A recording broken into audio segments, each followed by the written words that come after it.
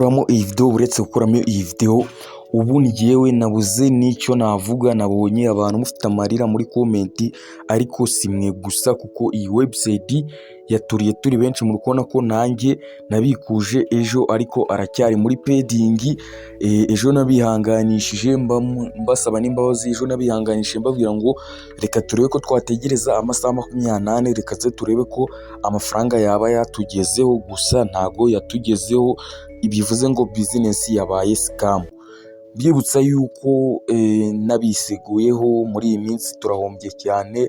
Nagiye nkuri Nyarwanda nyine, nari mushasha pe, nari mushasha murambabarira, gusa n'abatarambabarira nyine mwihangane ko sinjye ukora izi website. Tuba turi mu magroupe ya WhatsApp, ababizi neza murabizi, abumva nabi bwo murabyumva uko bitari. Gusa tuba turi mu magroupe ya WhatsApp, ukajya ukabona bagusharinze website nshasha, bakavuga ati iyi website nibwo igisohoka, ukaba urayikoze. Noneho njye ne mushasha mu bintu bya investment cyangwa se mu bintu bya online business nyine za investment mu Rwanda. Murabizi abo twatangiranye YouTube, najya nkora kuri boro zidasaba igishoro, ariko uyu munsi mbiciyeho umutyo, ntago nzongera gukora website ya investment kuko maze kubona ko biri kuduhombya cyane, ndetse biri kuduhombya turi benshi. Muri ubwo buryo rero ntago website y'investment y'Inyarwanda uzongera kuyibona kuri iyi YouTube channel, kuko maze kubona ko ibintu byose ari scam. Haba iriya ya mbere yitwa Kenova turabikuza kakaguma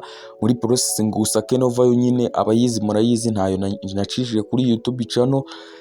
Reka nze mvuge wenda izo nacishije kuri YouTube channel harimo Tesla, mubona ko tubikuzaga kaguma muri processing. Iyitwa ni nyinshi tubikuzaga kaguma muri processing, na Marriott yaragiye gutyo iti turangiza n'ingi turangiza. Rero bivuze ngo wowe ushaka kujya ukora investment mu Rwanda, ubwo uzajya uzikura ahandi, kuko sinzongera kuzinyuza kuri iyi YouTube channel ya Uzziel Tech Media. Sinzongera kuzinyuzaho pe, maze kubona ko zimaze guhombya abantu banjye, kandi nanjye ubwanjye zimaze kumombya. Ushobora kubivuga kumva atari byo, kuko kubona ko nabikuje, kandi nibyo twese twarabikuje abo twayitangiranye, ariko twabikuje inshuro imwe yonyine, kuko izindi nshuro zose zagumye muri pending. Rero bivuze iki rero? Ntago nzongera gukora investment, kandi abantu mwe muri gushora muri iyi ngiyi mwe muhagaritse kuyishoramo, ndetse n'investment zose mbagira inama, nanjye nigira inama. Ushaka kugira ngo wubake ubuzima bwawe cyangwa se wubake ejo hazaza hawe, nyine abantu mwe twese mu buzima dukora amakosa nk'ayo nyine nakoze ndi kubaha izi investment. Ari byo mpamvu mbasaba imbabazi nk'abantu mwiyemeje gukanda subscribe kuri YouTube channel Uzziel Tech Media, mwiyemeza kugira ngo tuzajye turebera hamwe ibyatwubakira, tuzajye tureba hamwe ibyaduteza imbere. Ariko nkaba noneho nari maze iminsi ndi kubaha ibyabateza inyuma, murambabarira.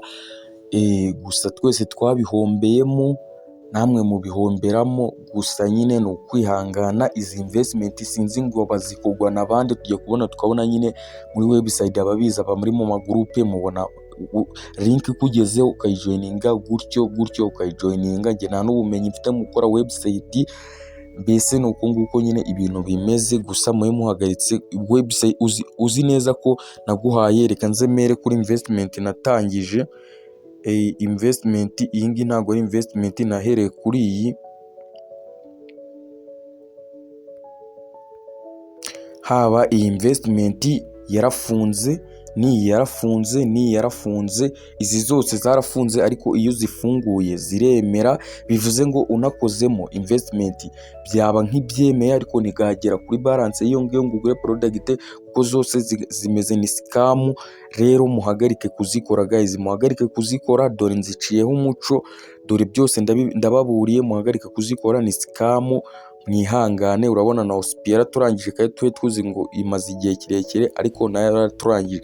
Ubundi investment zose nakozeho video zigikora, ugifungura link igakora iyo investment link, kugira ngo hatazagira n'uzikora. Link zose ndagenda nzitsiba muri comment, kugira ngo hatazagira umuntu ukora investment, kugira ngo hatazagira umuntu wongera gukora investment muri izi website z'Inyarwanda. Ahubwo mbateguje mbaniseguyeho mbasaba n'imbabazi, ngiye ko ngiye kuba business zidasaba igishoro, abumva bazazikora bazazikora, batazazikora bazazireka, gusa ngiye kumara n'igihe ndi gukora ubushakashatsi ku nyamahanga, wenda abakunda investment babe bakitangira, ko investment nubwo ziduhombye ariko hari abo zungura, kandi wenda bari kuri YouTube channel ntazi, abo ngabo rero twakimukira mu nyamahanga, kuko ndabona inyarwanda zo zaturangije.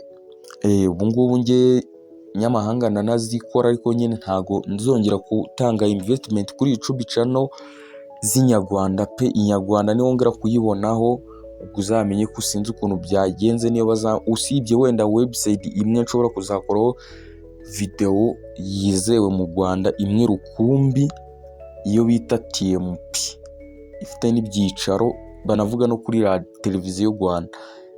Gusa barayivuga, nabonye hari umunyamakuru kubivugaho ngo TMP yazamuye abantu benshi, maze guhindura ubuzima bw'abantu benshi.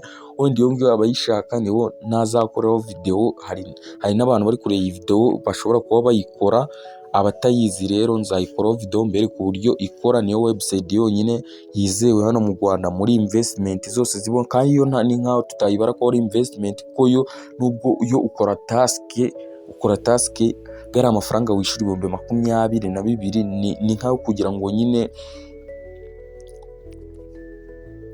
Gusa izi website inama nakugira nayo nyiyigira nyine nk'uko nakomeje mbivuga, ni ukureka izi website za investment tukajya dukora izisanzwe zidasaba igishoro, ndetse n'izisaba igishoro zitari inyarwanda zizewe, ko inyarwanda amaze kubona ko inyinshi ni scam, ndetse hafi ya zose ni scam. Badusezeranya ibintu ugasanga ngo bashizeho ngo iminsi, nkanjye nyine wari mushasha mu bintu bya investment, numvaga ko iriya minsi yarangira, nanjye nkajya aho ngaho nkavuga ubusa kuri video, nkatereka hariya ngo abantu ngo nzi neza ko iminsi 100 ngo izarangira, kumbe ni scam, nta n'umunsi uri gucamo. Nuzagusharinga investment y'inyarwanda guys, kuyikora gusa. N'ubundi muri video zanjye nsanzwe mbabwira ko gushora ntawe matiriza. Sinzi impamvu mujya kwandika muri comment muvuga ngo ibintu ngo ni scam, ngo mwaraturiye, ngo muduha yacu, nkaho ari ngiyewe. Mba nakubwiye ngo izi ni investment, ntago nzi ba nyirazo, tuzibona bazidusharinze tukazikora.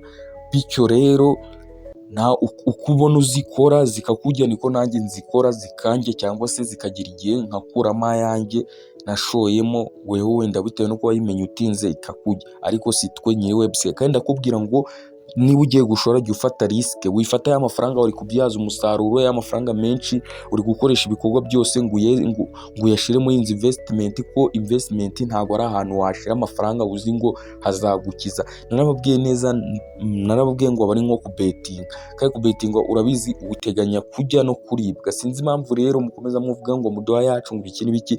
Ntago ndi umwe mu bakora website. Uko ubona website niko nanjye nyibona, nkuko nayibona kuri YouTube channel ya runaka nkaba nyikozeho video, nkuko nawe yayikozeho video nkaba nanjye nyikozeho video. Rero ntago ari twe dukora iyi video. Yisharinge umuntu wese ukurikira Uziriteke Media amenye ibi bintu ndi kuvuga, kugira ngo hatazagira n'ikibazo kibamo akaza binshinja. Nuko nguko ibintu bimeze, ntago ari twe ba nyiri izi website.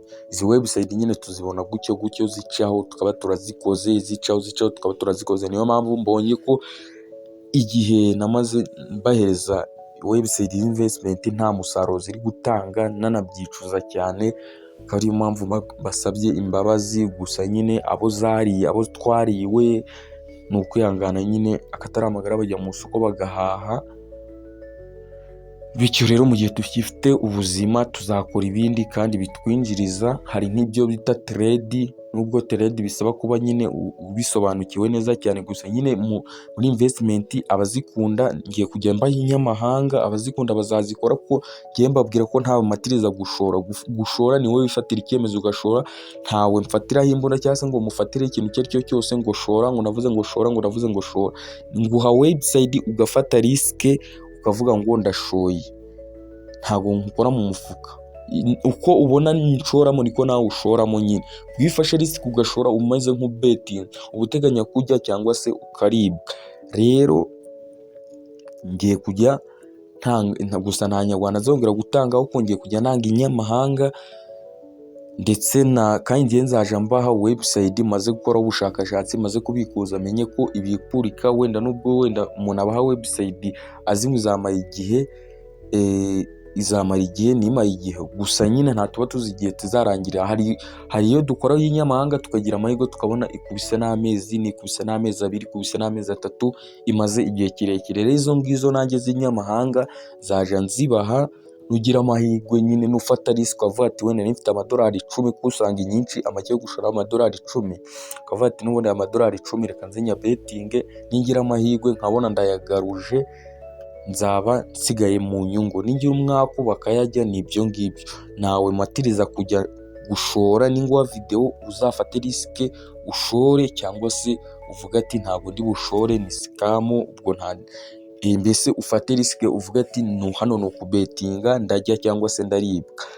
Urumva rero nkoze iyi video ndi kugira ngo mbabwire ko izi website zose zitwa izi zose ngiye nakozo video ntago zibono zafunze, ntiyagira umuntu wongera kuyikoraho. Nayo twabikuje ubu twahebye nyine zabaye scam, kereka wenda hari impinduka zibaye, ariko niyo habamo impinduka sinakongera kugira amakuru mvuga kuri izi website zo mu Rwanda kuko ziraturambiye. Ari nk'ibishoboka nuko natazi ba nyiri website banabakurikirana, ariko nanjye simba amazi njya kubona nkabona link iraje ntumenye iturutse, kandi hari muri groupe abarimo abantu barenze 1000 ba mu magroupe menshi. Buri wese link yo mugezeho akamara gukoramo account ayisharinga mugenzi we, gutyo bikarangira link igeze no ku bantu 10,000 mu gihe kingana n'iminota 10. Rero ntiwamenya ngo link iba yakozwe nande. Ubwo umuntu ukundeba hano ashobora no kuba yarashoye link atayikuye hano kuri YouTube channel yanjye, ayikuye ku yindi umuntu mugenzi we nawe yayikuye ku rundi, gutyo mbese ni uruhererekane. Rero nukajya uvuga ari ibyo na mugenzi wawe waguhaye link wavango yaragusikaminze, kandi nawe ubwe baramusikaminze. Rero nuko nguko bimeze. Ntacoje video y'uyu munsi, ibintu byose mbiciyeho umuco. Zina website nyarwanda zose ne nabahaye mumenye ko zabaye scam, zadutwitse. Mwihangane abo zariye, twihangane ndetse dukomeze ubuzima nk'ibisanzwe, turebe ko bwacya bukira. Rero ntangancoje iyi video y'uyu munsi, nabizi murandika comment munuka ibikini bike, ariko muvuge ibyo mushaka, gusa natwe ziba zaturiye. Niyo mpamvu nta nyarwanda nzongera gukoraho video biciyeho umuco kuri YouTube channel, nta website nyarwanda usibye iyo ngiyo nababwiye ndi kuri kurebaho ko nazayikoraho video, cyane ninyikoreho bibaye ngombwa nkayikora njyenyine, kugira ngo mutavuga ngo nayo itazafunga mukavuga ngo bikini biki.